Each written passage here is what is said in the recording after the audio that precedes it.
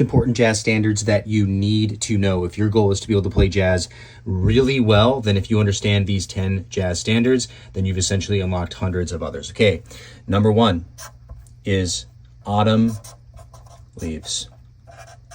Okay, autumn leaves. Now, autumn leaves is a study of the most important 2 chord progressions in jazz.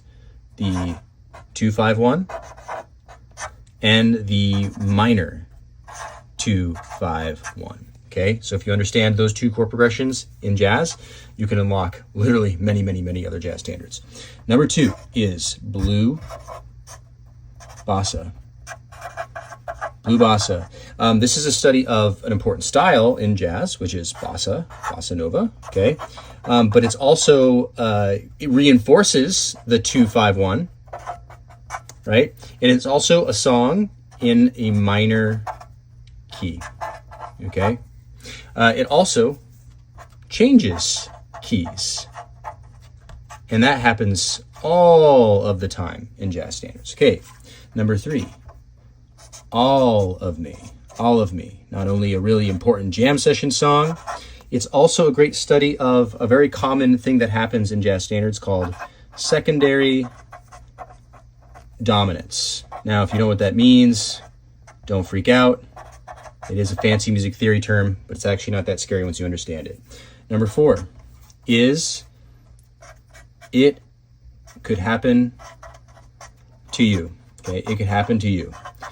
This is basically an extension of All of Me in a lot of ways, an extension of Autumn Leaves, where there's more chord progressions like a 1, 6, 2, 5.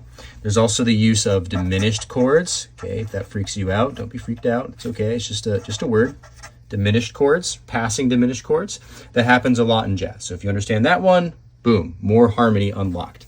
Okay, 5 is So What. Okay, So What is a song by Miles Davis, and it is a modal jazz song. Okay, now that sounds scary too, but all it really means is that you use kind of scales to improvise over it, right? There's not really a key center per se.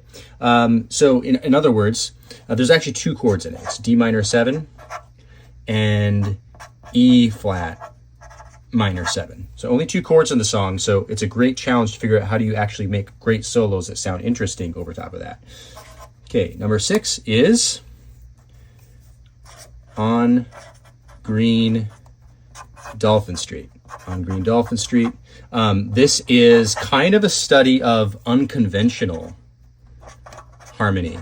What do I mean by that? Just mean like harmony that doesn't necessarily follow, a very common pattern like we have in Autumn Leaves, 2-5-1. There's just some interesting harmonic things that happen that can seem confusing, but they actually do come up a lot in other jazz standards. So if you understand On Green Dolphin, that really will set you up for success as well. Okay, number 7 is Sweet Georgia Brown, and I apologize because I feel like as I'm doing this video, my writing is getting even worse, but hopefully you're following along here.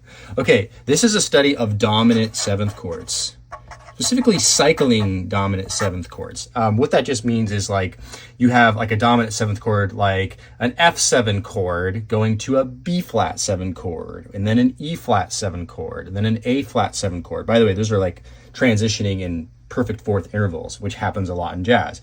So understanding how to just improvise over static dominant 7th chords like this, really good idea. Okay, number 8 is, I'm just going to call it Miss Jones here. Have you met Miss Jones? Okay, have you met Miss Jones? It's a really great study of, again, some typical harmony that comes up in some of these other songs, but then it goes through 3 key centers. So it's a great challenge because it starts going to all these different key centers, which happens a lot in jazz. It doesn't just always stay in one key. Number 9 is All the Things You Are. All the Things You Are. This song, it doesn't go through 3 key centers. It goes through 5 key centers. Wow. But it's like the ultimate jazz song if you want to be able to get good at playing in all keys.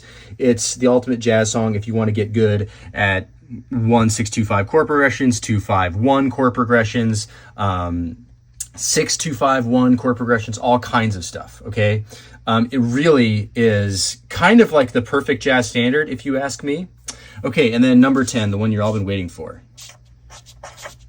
is Stella by Starlight. Okay, Stella is basically like a very difficult song, if I'm being honest with you. But again, it's another study of unconventional harmony, and harmony that doesn't always move where you think it will go. But the point of learning it is it's one of the most popular jam session tunes as well, okay? So I'm serious when I say, if you really want to understand jazz and get good at pretty much all their jazz standards, if you know these 10, you are in a really, really good spot. And that's exactly why I created my ebook and online course, The